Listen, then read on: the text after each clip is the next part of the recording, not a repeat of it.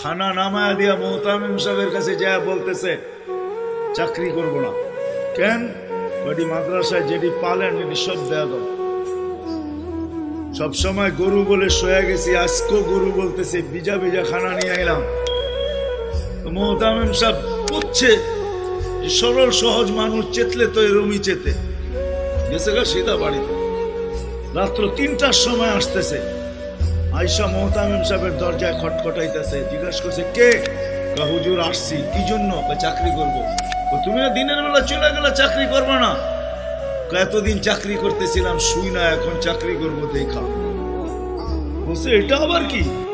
দেখা চাকরি করবে মানে?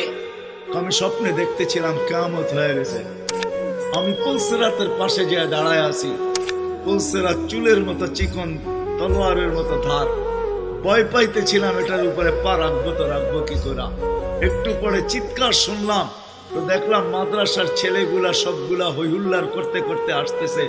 ওরা পুলসিরাতের পা দিতে দেরি, এটা সুপার হাইওয়ে হয়ে যেতে দেরি হয় নাই।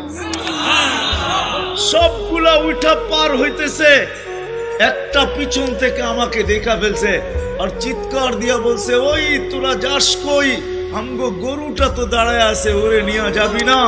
বলে সবগুলা পিছে ফিরে আসছে আর আমাকে উঠায়া কেউ হাতে কেউ পায়ে ধরা সব কাঁধে করে নিয়ে পার করা দিছে। ঘুমের থেকে জায়গা গেছি, এই জন্য চোখে দেখা আমি এখন চাকরি করি। কমসে কম আমরা